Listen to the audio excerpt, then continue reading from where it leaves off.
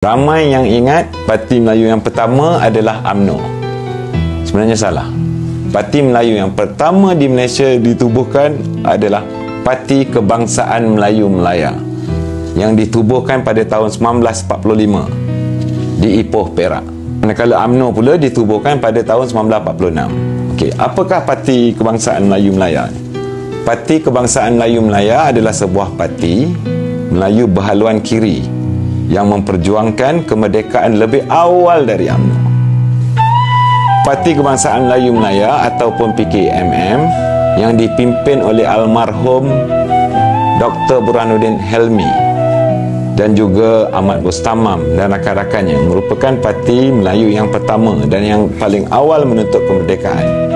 Bagaimanapun, disebabkan pengaruhnya yang begitu kuat dan besar, pihak penjajah British takut, maka mengharamkan PKMM apabila mereka melancarkan darurat pada tahun 1948.